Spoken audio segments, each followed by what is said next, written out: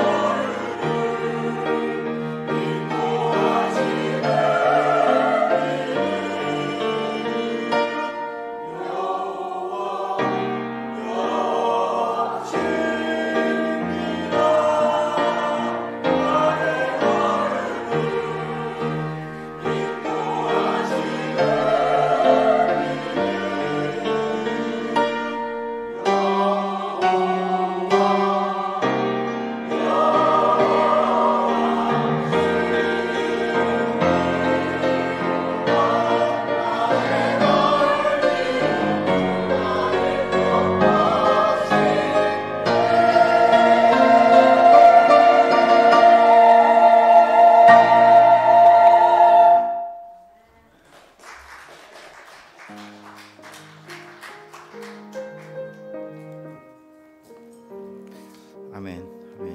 예.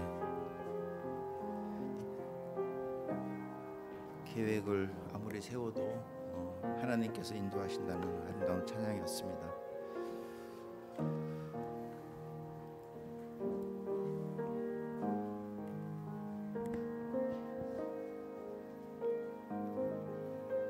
예, 우리 길을 인도하시는 여호와 하나님을 다시 한번 찬양해 박수 올릴까요? 감사합니다. 예, 오늘 말씀 보도록 하겠습니다. 오늘 말씀 로마서 15장 13절 딱 한 절입니다. 로마서 15장 13절 딱 한 절이니까요. 우리 함께 한번 같이 읽도록 하겠습니다. 시작. 여러분들이 하나님을 신뢰할 때 소망의 하나님께서 모든 기쁨과 소망으로 여러분을 채우셔서 성령의 능력으로 여러분에게 소망이 차고 넘치게 하시기를 바랍니다. 아멘. 아멘. 오늘 말씀 제목 소망의 하나님입니다. 소망의 하나님. 우리가 좀 전에 읽은 로마서 15장 13절. 이 15장은 사도 바울이 그 로마서를 통해서 이제 그 로마의 디아스포라 이방인들에게 소망의 메시지를 전하는 말씀이 바로 15장 말씀인데요. 새해를 맞이해서 우리들에게도 소망의 하나님을 경험하자는 의미로 오늘 말씀을 선택했습니다.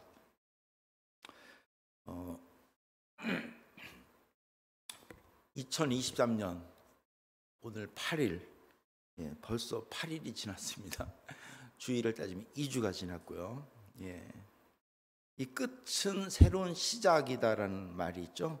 예, 우리에게는 뭔가 마지막인 것 같은데 끝이라고 생각했는데 또 새로운 시작이 있다는 것은 어떻게 보면 희망이기도 하고 기쁨이기도 합니다.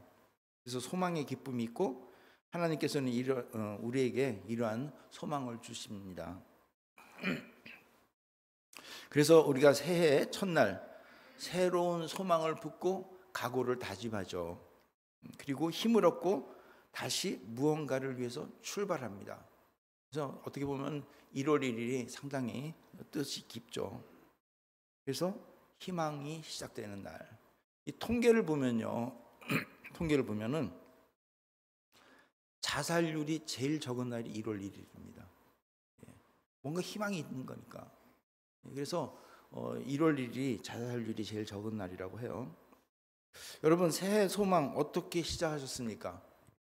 어렸을 때는 왜 이렇게 뭐가 새해부터 시작하려고 하는 거를 그냥 잔뜩 겨루고 있다가 작심삼일 뭐 이렇게 해가지고 결심이 깨지고 뭔가 하면 또 다시 뭔가 내년까지 기다려야 되나 뭐 이런 생각도 하고 삐그덕거리면서 위기감을 차지하기도 했는데 나이가 먹으면서 이제 그런 어떤 기대감보다는 그냥 덤덤해지는 게 참 많아요. 그래서 어떤 분은 어쨌든 새해 계획을 세웠는데 첫날부터 뭐 부부싸움을 한다거나 첫날부터 뭐 사고를 당한다거나 또 첫날부터 뭐 계획한 게 어그러진다거나 뭐 그래가지고 아이 정초부터 뭐 옛날에 제가 한번 어디 가게에 갔다가 해피면 첫날 물건 잘못된 거 바꾸러 갔다가 재수없게 막 이런 말 들어가지고 제가 아주 미국도 아직도 이런가 이제 이런 생각을 해봤는데요. 어쨌든 그 첫날에 어긋나면서 뭔가 이렇게 좀 내년으로 넘겨가는 그런 사람들도 벌써 생긴다는 거죠. 새롭게 시작한다는 것은 소망이 있다는 것인데 어떻게 보면 어떤 의미에서는요 꼭 1월 1일만 새로운 것이 아닙니다. 그것은 어떻게 보면 상징적인 것이죠. 그죠? 네, 상징적인 것입니다. 1월 1일. 어떻게 보면 지금 내가 새로운 마음을 먹는다면 뭐죠? 지금이 나에게 1월 1일입니다. 예. 근데 또 그 1월 1일이 밥 먹듯이 막 바뀌는 사람이 있어요. 그것도 좀 우리가 좀 조심해야 되지만 어쨌든 새로운 희망을 갖는 그것이 바로 1월 1일이다라는 생각을 하시면 우리는 항상 나에게 주는 오늘이 나에게 주어지는 최고의 날이라고 생각하고요. 그러면서 오늘 하루 최선을 다한다면 그것이 그렇게 살면 이게 바로 내 생애 최고의 날이 날마다 오는 거죠. 어떻게 보면 하나님을 믿는 사람이 가지고 있는 특권이 바로 이런 특권이 아닌가 생각을 합니다. 그렇게 살아가는 여러분 되시기 바랍니다. 성경에는요, 소망을 주는 여러 이야기들이 있습니다. 소망의 사람들이 여러 명 있어요. 근데 냉정하게 따지면, 뭐 바르게 얘기하면 하나님의 사람은 다 소망의 사람들이에요. 왜? 하나님과 함께 하니까. 예. 그래서 그 중에 이제 여러 사람이 있는데, 저는 이 룻기에 나오는 나오미와 룻을 참 여자라서 좋아하는 게 아니라, 예, 이 뭔가 소망을 주는 그런 이야기 때문에 제가 참 좋아하는 말씀 중에 하나입니다. 오래전에 그래서 제가 룻에 대해서 한번 얘기한 적이 있는데, 오늘 그 얘기를 다시 한번 해볼까 합니다. 룻기 처음에는 이렇게 시작되죠. 사사 시대입니다. 사사들이 이스라엘을 다스리던 시대에 가뭄이 든 일이 있었습니다. 그때 엘리멜렉이라는 사람이 아내와 두 아들을 데리고 유다 땅 베들레헴을 떠나 모압 지방으로 갔습니다. 예. 뭔가 아브라함이 하나님이 지시한 땅으로 가는데 뭔가 기근을 떠나서 이집트로 내려가는 그런 모습이죠. 그러면서 여러 가지 실수를 하는데, 어쨌든 지금 룻에 대한 또 나오미에 대한 이야기가 바로 이제 이렇게 시작되는 거예요.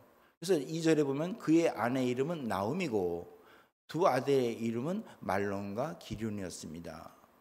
이들은 원래 유다 땅 베들레헴에서 가까운 에브랏 지방 사람이었지만 모압으로 가서 살았습니다. 이방 나라로 갔다는 거예요. 그러는데 3절에 보면은 그 뒤에 나오미의 남편 엘리멜렉이 죽고 나오미와 그 두 아들만 남게 되었습니다. 뭔가 여기에 또 희망이 좀 있어요. 아직 두 아들이 있으니까. 그런데 4절에 보면은 그 두 아들은 모압 여자들을 아래로 맞아들였는데 한 여자 이름은 오르바이고 다른 여자 이름은 룻이었습니다.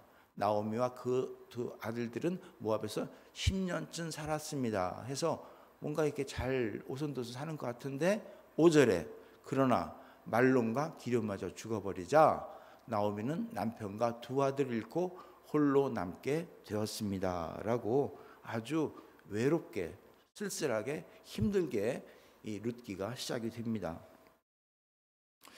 여러분, 뭔가 잘 살려고 이민 갔어요.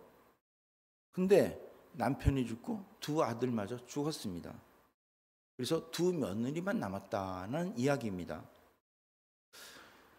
지금이야 뭐 여성 상위 시대 뭐 여성들이 많이 힘을 하고 있지만 그 당시에 여성들이라고만 남았다 하는 것은 정말 아무 힘이 없는, 아까 우리 기도에도 과부들을 우리가 먹여 살리는 과부들에게 대접하는 우리 교회가 되게 해달라고 했는데, 사실 아무 힘이 없고 정말 희망이 보이지 않는다는 이야기가 바로 저희 이야기예요. 어떻게 보면 비극적인 이야기죠. 이렇게 룻기는 어려운 상황을 소개하면서 이야기가 시작됩니다. 어떻게 보면 기근을 피해서 희망을 쫓아서 이방 땅에 갔는데 수학은커녕 남자 모두 죽음으로 인해서 그들의 인생이 거기서 끝나는 것처럼 보입니다. 그래서 13절을 보면 나오미 스스로도 하나님이 자신을 치셨다라고 고백하고 있고요. 또 20절을 보면은 이름을 나오미라고 부르지 말고 마라라고 부르라라고 쓰여 있어요. 20절에 보면은요. 그러자 나오미가 사람들에게 말했습니다. 저를 나오미라고 부르지 마십시오. 나오미라는 뜻이 뭐죠? 찬송입니다. 찬양. 자기는 그 나오미 하나님을 찬양하면서 여태까지 살았는데 이제 남편 죽고 아들 죽은 거예요. 힘없는 과부 그리고 힘없는 며느리 여자들만 남았어요. 그래서 전능하신 하나님께 저를 슬프게 만지셨으니 이제 저를 마라라고 부르십시오. 마라가 뜻이 뭐죠? 쓰다. 쓰다. 쓴물 마라. 그러니까 이제는 나를 찬양하는 그런 여자가 아니라 아주 쓴맛이 나는 그런 여자로 바뀌었습니다라는 어떤 고백이에요. 희망이 보이질 않습니다. 그런데 이들이요 희망이 보입니다. 뭐냐면 베들레헴으로 돌아가면서 맑은 미래가 보여집니다. 펼쳐지고 마지막에는 해피엔딩으로 끝납니다. 그래서 룻의 이야기를 희망의 이야기다라고 우리가 얘기를 하고 있죠. 그러면 무엇이 나오며 룻으로 하여금 소망의 주인공으로 만드는가? 오늘 이야기를 통해서 한번 잠깐 살펴봤으면 좋겠습니다. 첫 번째, 이 룻 라우미는요, 과거 중심적인, 자기 중심적인 생각에서 이제 탈피합니다. 그래서 과거의 자기 중심적인 생각으로부터 멀리 떠나는 모습을 보여줍니다. 여러분, 소망의 길을 가기 위해서는요, 무엇보다도 일단 이 룻기를 보면은 모압 땅을 떠납니다. 물론 이방신을 섬기는 장소예요. 하지만 희망의 장소이기도 했습니다. 왜?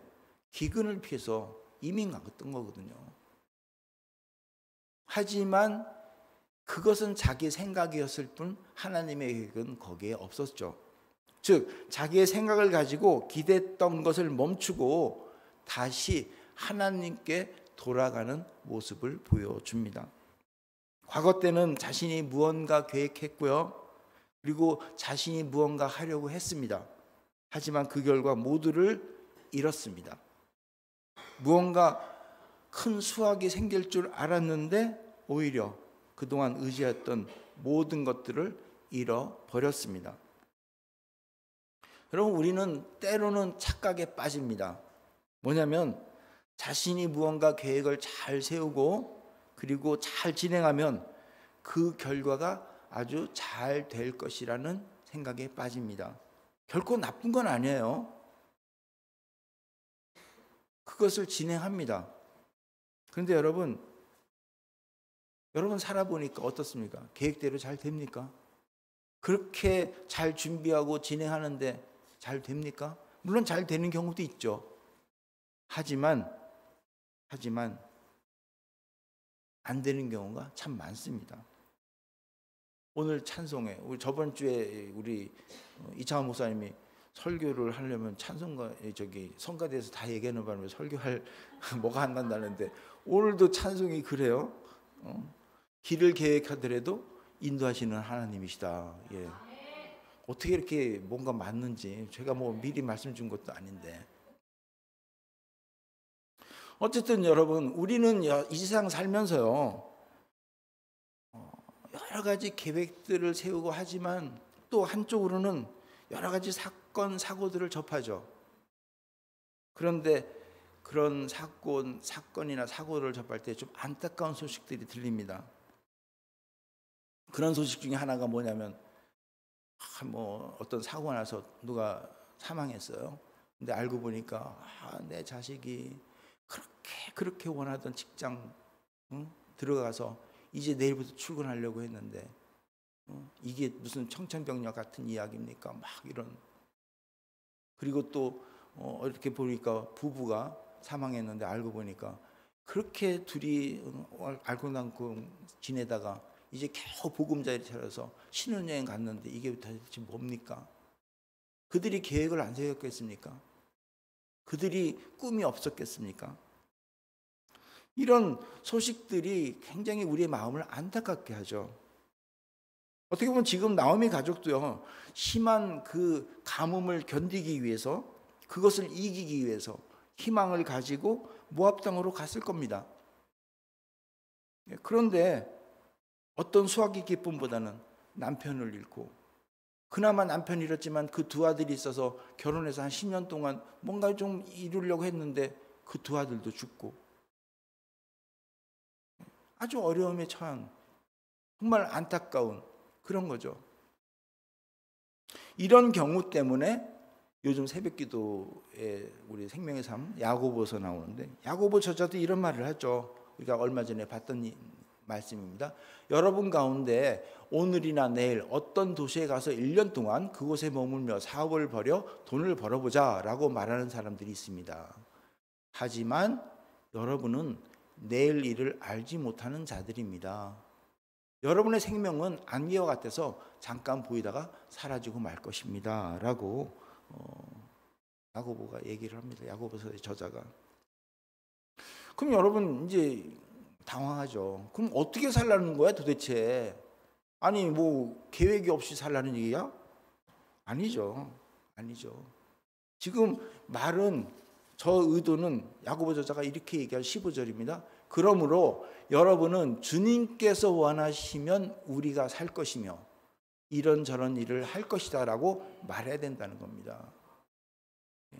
즉 주님 안에서 모든 것을 결정해야 한다는 것입니다. 모든 것이 주님으로부터 출발하자는 것입니다. 이 말은요, 주님께서 무엇을 원하시는지 그것이 중심이 되어서 나가자는 겁니다. 계획은 세우더라도 이끌으시는 분은 하나님이시니까. 그렇다면 여러분, 주님이 무엇이 주님 중심으로 사는 것이라고 생각합니까? 여기에도 참 많은 사람들이 오해하는 게 있어요. 제가 아는 분이 있어요. 옛날 얘기입니다. 사업을 하는데 뭔가 잘못 출발하고 있어요. 이거 보면은 저건 아닌데, 저건 하나님이 원하는 게 아닌데, 그런데 막 꿈을 가지고 엄청 투자를 하면서 막 계획을 세워 나갑니다. 그래서 제가 좀 다시 한번 생각해 보는 게 좋겠다. 근데 아니라는 거예요. 이유는 뭐냐면 이거는 내가 원하는 게 아니라는 거예요. 하나님이 원하시는 거라는 거예요. 그 왜 이유가 뭐냐면 지금 이 모든 것들이 잘 되면 내가 앞으로 크게 교회도 돕고 선교사도 돕고 하나님 일을 엄청나게 할 거라는 거예요. 그래서 하나님이 이 길을 지금 하도록 허락하셨다는 거예요. 이게 하나님 중심이라고 생각하는 겁니다. 따지고 보면 계획은 하나님 중심이 아니라 자기 중심입니다. 자기가 하고 싶은 거 계획했어요. 자기가 계획해 보니까 이게 아주 대박 날 것 같아서 계획합니다. 그리고 하나님 중심 계획이라. 왜? 돈 벌면 자기가 큰일 할 거니까. 하지만 결국은요, 그 사람 제대로 뜻대로 되지 않았고요. 지금은 아주 초라하게 과거를 한탄하면서 쓸쓸히 정말 살고 있는 것을 제가 봅니다. 뭐 남 얘기뿐만 아니라 저도 마찬가지입니다. 저도 과거에는 돈을 많이 벌어서 하나님이 하려고 하는 것이 꿈이었어요. 보통 여러분도 다 그런 꿈 꾸지 않습니까? 그래서 모든 것이 하나님 뜻 가운데 된다고 믿었어요. 근데 그게 하나님이 아니죠. 저는 돈을 원하는 게 아니라 너를 원한다는 것을 제가 그건 귀를 막았던 거예요. 저는 하나님은 네 마음을 원하지. 야, 내가 돈이 없냐? 왜 넌 자꾸 돈 가지고 나를 근데 제가 그거를 들을 수가 없었죠. 하지만 나중에 그것을 알게 됐고 그것을 바로 멈추고 하나님을 향해서 돌아가게 되었을 때부터 저의 삶을 바뀌었습니다. 즉 나의 계획 안에 하나님을 들어오게 한 게 아니라 하나님의 계획 안에 내가 들어간 거죠. 지금 나오미와 룻의 이야기가 바로 그런 겁니다, 여러분. 나오미는요, 자신이든 남편이든 그들이 세운 계획이 망가지고 모든 것을 잃었을 때 그 자리에 주저앉는 것이 아니라 다시 일어나 어떻게 했죠? 베들레헴으로 가는 겁니다. 자신이 기대했던 그 땅과 계획을 뒤로하고 후를 털고 하나님을 향해서 나가는 것입니다. 여러분, 우리 인생을 돌아보면요, 누구나 시련이 다 있습니다. 하지만 그 시련은요, 스탑할 수 있는 매듭을 잘 져야 돼요. 그 매듭이라는 것은 그 시련에 붙들려서 계속 붙잡혀 있는 것이 아니라 그 시련이라는 고리를 매듭질 수 있는 누구? 하나님. 그 희망의 끈을 붙잡고 하나님께 달려가서 그 매듭을 짓도록 부탁하는 거예요. 여러분, 그 매듭, 그 주인공은 하나님이시라는 걸 아시기 바랍니다. 그래서 하나님께 달려가는 겁니다. 그래서 이제 모압 땅을 뒤로 하고 베들레헴으로 가는 거예요. 이 시련을 통해서 훈련받는다라는 말이 있습니다. 시련을 통해서는 교훈이 있다라는. 즉 시련을 당하게 되는 원인은 여러 가지가 있겠지만 그것을 남의 탓으로 돌리지 말고 거기서 하나님을 만나고 오히려 교훈을 삼자는 말이죠. 그래서 광야에서 하나님을 만난다라는 얘기 있지 않습니까? 그런데 참 안타깝게도 알긴 아는데요. 사람들은요, 그 하나님을 만나려고 하는 게 아니라 오히려 아직도 자기의 계획을 다시 분석합니다. 그리고 자기의 일을 다시 한번 원인을 이렇게 파헤칩니다. 그리고 그 어려운 고난에 대한 원인을 엉뚱한 데서 찾습니다. 그 결과 어떻게 되냐면 그 어려운 원인이 누구에게 있었다. 어떤 상황 때문에 그랬다. 누구 때문에 그렇다. 엉뚱한 결론을 내려요. 그리고 그때부터는 그 탓, 그 사람 탓, 그 상황 탓, 뭐 어떤 일 탓, 그 탓이라는 족쇄에 빠집니다. 여러분 경험해봐서 알지만 그러면 어떻게 되죠? 원망이 생깁니다. 원망. 그 원망은 감정으로 연결됩니다. 그 감정은 누가 이용합니까? 사탄이 이용하죠. 사탄이. 어떤 때는 스스로 비관에 빠지고 삶의 의욕도 사라집니다. 말 그대로 비참한 삶 살다가 그렇게 생을 마감하는 경우가 너무너무 많다는 겁니다. 사탄이 이용당하는 거죠. 여러분 이런 삶이 과연 올바른 삶입니까? 만약에요 나오미가 이런 생각을 하면서 살았다면 룻기에 나오지도 않았죠. 나오미가 따져보십시오. 그가 잘못한 게 뭐가 있습니까? 남편이 가자고 했으니까 갔죠. 여성이 무슨 힘이 있었겠습니까? 근데 가가지고 그 믿었던 남편 죽고 또 애들 낳는데 이방 여자와 결혼하고 죽고 차라리 애는 안 낳았으면 뭐 남편 타령, 자식 타령, 며느리 타령 하면서 자신은 남편을 잘못 만나서 죄밖에 없다면서 하나님도 의심하고 그냥 타국에서 쓸쓸히 생을 마감했을지도 모르는 인생입니다. 하지만 나오미는요 그 어려울 때 정말 어려울 때 하나님을 다시 찾았고요. 자신의 어려움을 그 마감할 매듭이 하나님께 있음을 분명히 깨닫고 하나님께 지금 돌아가고 있는 것입니다.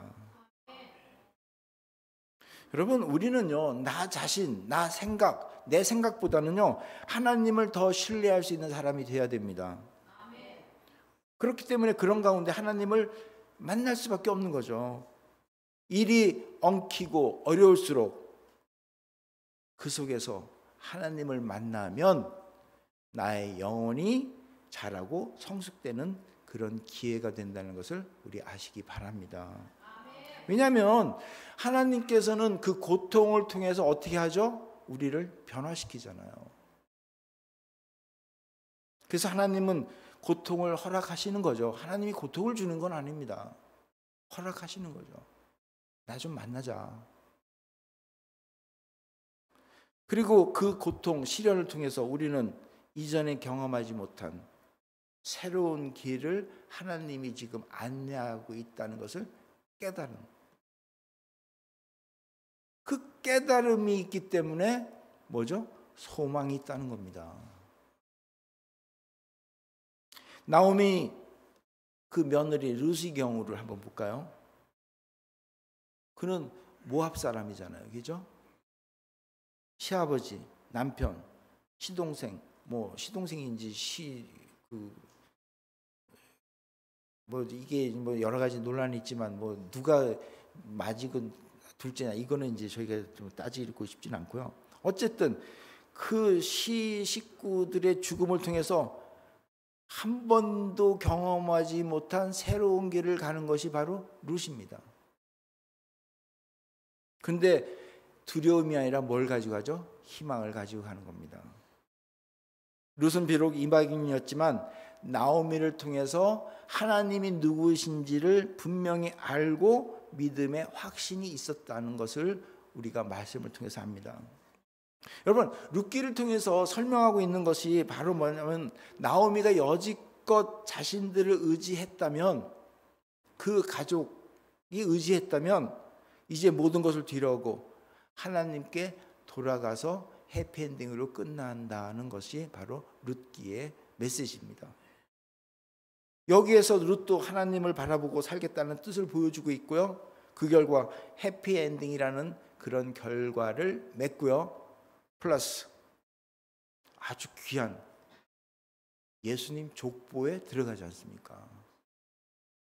어떻게 이방 여자가, 그것도 다 절망적인, 하나님도 모르는 사람이 시어머니의 그 하나님을 믿고 쫓아가면서 예수의 족보의 반열에,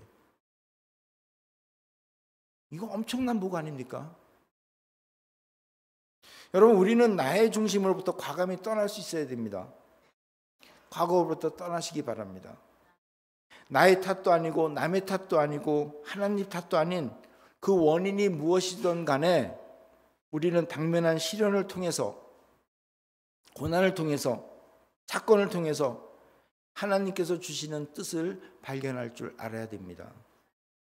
그래서 지난 일 때문에 우리의 미래, 하나님이 약속하신 그 길을 붙잡지 않는, 그 지난 과거, 자기의 생각, 자기의 계획, 그것 때문에 하나님이 계획을 붙잡는 일이 없도록 해야 된다는 겁니다. 즉, 이것은 시선을 더 이상 지난 일에 돌리지 말고 이제 시선을 하나님을 향할 때 가능하다는 것을 믿으시기 바랍니다. 그래서 어떤 일 가운데 있어도 여러분의 시선을 이제 하나님 한 분에게만 집중하는 복된 여러분 되시기 바랍니다. 그래서 두 번째, 우리는 시선을 향하지만 누구를 선택하느냐, 이게 중요하죠. 누구를 선택하느냐. 하나님을 향한, 우리가 하나님을 선택하는 건 아니죠. 하나님이 우리를 선택했죠. 그렇지만 그 하나님이 선택한 그 길을 우리가 선택해야 되는 거예요. 나오미에게 두 며느리가 있었죠. 룻이고 오르바죠. 그런데 오르바는 그의 고향으로 돌아갑니다. 반면에 룻은 시어머니를 쫓아가기로 선택합니다. 시어머니 고향, 시어머니 백성, 시어머니 하나님을 선택하죠. 16절입니다. 그러자 룻이 말했습니다. 저더러 어머니를 떠나라고 하거나 어머니 뒤를 따르지 말라고 하지 마십시오. 저는 어머니가 가시는 곳에 따라가고 어머니가 사시는 곳에 살겠습니다. 어머니 백성이 제 백성이고 중요한 어머니의 하나님이 제 하나님입니다. 어머니의 하나님이 제 하나님이니까 제가 어머니 따라가는 곳에 따라가고 어머니가 사는 곳에 살고 어머니 백성이 제 백성이다라는 그 고백을 하는 겁니다. 여러분, 이 선택으로 룻은 예수 그리스도의 계보에 들어가고 아주 영광을 맞이하지 않습니까? 이 선택, 탁월한 선택 아닙니까? 놀라운 선택이죠. 여러분, 인생은 선택이다라는 말이 있습니다. 여러분 경험하셨죠? 공항에서 누구를 만났는지. 누구를 선택함에 따라서 자기 자신이 바뀌잖아요. 그러니까 그 선택은 자신에게 있다는 걸 여러분 아시기 바랍니다. 여러분 지금 누구를 만나고 있으면 어떤 선택을 하고 있습니까? 선택을 잘 하는 것도 은혜예요. 여러분, 남편, 아내 잘 선택하셨습니다. 대답을 하세요. 잘 선택하셨습니다. 아멘 하세요. 이때는 사람들이 침묵을 지키는데 하나님이 맺어주신 선택의 길입니다. 제가 농담 삼아서 이런 얘기를 했었죠. 어떤 분이 제 아내 이렇게 아내에 대해서니까 우리 아내가 슈퍼로또입니다. 그래서 야, 엄청나게 짜게 잘 맞았나 했더니 세상에 맞는 게 한 번도 없어요. 그럼 예. 슈퍼로또라 해서 좋은 표현인 줄 알았더니 세상에 맞는 게 하나도 없다는 거예요. 평생 안 맞을 거라는 거야. 여러분 그렇게 표현하지 마시고요. 정말 탁월한 선택이었다라는 것을 믿으시기 바랍니다. 왜? 하나님께서 허락하셨잖아요. 여러분 인생은 선택입니다. 믿음을 선택하시기 바랍니다. 하나님을 향한 길을 선택하시기 바랍니다. 진로의 자녀를 하나님의 자녀가 되도록 선택하시기 바랍니다. 우리의 인생을 아름답게 만드시는 분이 하나님이십니다.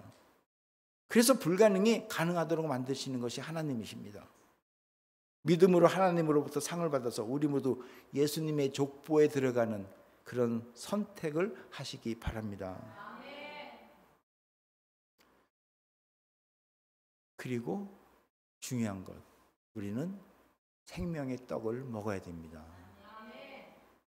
여러분 나오미와 롯이 돌아간 곳이 어디죠? 베들레헴이에요. 그냥 고향으로 돌아갔다라고 하지 않고 베들레헴으로 돌아갔다라고 표현합니다. 상당히 신학적인 의미를 우리가 부여합니다. 베들레헴 뜻이 뭐죠? 떡집이에요. 떡집. 이 베들레헴으로 갔다는 것은 어떻게 보면 영적인 의미, 신학적인 의미로 받아들이는 때는 장차 생명의 떡으로 오실 예수님이 태어난 곳에 갔다라는 것으로 또 해석을 합니다. 여러분 우리도 소망의 길을 가기 위해서는 생명의 떡을 먹어야 합니다. 요한복음 여러분 잘 아시는 6장 35절 예수님께서 그들에게 선언하셨습니다. 나는 생명의 빵이다. 이거는 쉬운 성경이니까 빵이라고 했지만 개역성경에 떡이라고 표현되어 있죠. 내게 오는 사람은 결단코 굶주리지 않을 것이며 나를 믿는 사람은 결코 목마르지 않을 것이다. 아까 찬양도 생명수 얘기하셨는데 어떻게 이렇게 말씀과 결된 찬양을 하시는지 모르겠어요. 그것도 하나님 뜻이겠죠. 어쨌든 여러분 생명의 떡 하나님 말씀. 그래서 우리가 뭐 합니까? 성경 공부하지 않습니까? 성경 통독 우리가 과제를 내지 않습니까?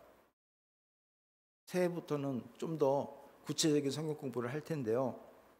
여러분 이 성경 공부, 성경 통독 뭐 때문에 합니까? 우리를 가르치기 위해 하잖아요.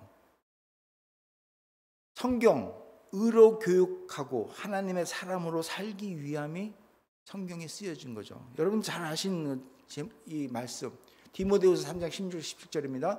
모든 성경은 하나님의 감동으로 된 것을 이거는 여러분들이 너무나 잘 알고 있기 때문에 그냥 쉬운 성경이 아니라 우리 개역성경으로 제가 나왔어요. 교훈과 책망과 바르게 함과 의로 교육해 유익하니 이는 하나님의 사람으로 온전하게 하며 모든 선한 일을 행할 능력을 갖추게 하려 합니다. 그래서 모든 성경 물론 이 당시에는 신약이 없었죠. 구약입니다. 근데 어떤 분은 저건 구약이지 뭐 이렇게 여러분 지금 성경이 쓰여진다고 하더라도 저렇게 쓰여질 겁니다. 그렇다면 구약 신약 다 포함되는 거죠. 당연한 거 아닙니까? 근데 여러분 분명히 알아야 됩니다. 왜 성경 공부합니까? 성경 공부 목적 제가 옛날에 성경 공부할 때 반드시 저걸 읽고 시작했어요. 우리 지식을 더하게 하기 위함입니까? 내가 뭐 많이 알기 위함입니까? 아니죠. 성경이 왜 쓰였어요? 교훈과 책망과 바르게 함과 의로 교육하기 유익하기 때문에. 그래서 성경을 봄으로 인해서 뭐죠? 하나님의 사람으로 온전케 하기 위해서. 그렇다면 성경 공부한 사람이 어떻게 됩니까? 변화받아야죠. 하나님의 사람으로 온전하게 살아야죠. 근데 이상하게 성경 공부하는 사람들, 가르치는 사람들 왜 이렇게 교만한지, 왜 이렇게 아는 척 많은 하고 삶을 엉망인지. 여러분 변화되지 않는 성경 공부는요 하나님의 감동의 말씀으로 보는 것이 아니라 그냥 하나의 서적, 우리의 욕구를 채우는 하나의 서적 공부밖에 안 됩니다. 그냥 그냥 참고서 공부해요. 여러분 정말 성경 공부 하시는 분들은 삶의 변화를 보여주시기 바랍니다. 우리 모두 베들레헴으로 가서 생명의 떡을 먹는 여러분이 되고 삶이 변화되는 여러분이 되시기 바랍니다. 결론 맺겠습니다. 믿음을 통해서 나 중심인 과거를 잊고 하나님 향해 돌아가시기 바랍니다. 그리고 하나님의 뜻을 쫓아 소망의 문으로 들어가시기 바랍니다. 그래서 하나님으로부터 나의 과거를 매듭을 지시기 바랍니다. 그리고 생명의 떡인 말씀을 먹으면서 하나님의 사람이 되어서 나의 삶을 변화시키기 바랍니다. 주 안에서 딴 근심하지 마시고 오직 주님만을 따르겠다는 각오로 사시기 바랍니다. 그래서 2023년에는 하나님과 함께 소망을 향해 나가서 하나님의 계획을 경험하시고 그 복된 삶을 나누며 은혜가 넘치는 우리 모두가 되기를 예수님의 이름으로 부탁드리며 축원합니다. 기도하시겠습니다. 아버지 하나님 감사합니다. 오늘 말씀을 통해서 하나님의 그 소망의 하나님을 바라봅니다. 아버지 하나님, 이제 나의 계획이 아니라 나의 생각이 아니라 정말 주님 뜻 가운데 살아가면서 오직 하나님을 바라보며 내가 계획을 세우더라도 이루시는 건 하나님이오니 오직 하나님을 바라보며 나갈 수 있도록 인도하여 주시옵소서. 주 안에 있는 나에게 어떤 근심 걱정 없게 하시고 오직 주님을 찬양하면서 끝까지 주님을 쫓아가며 주님이 계획하신 것을 경험하는 모두가 되도록 축복하여 주시옵소서. 감사드리며 예수님 이름으로 기도드리옵나이다.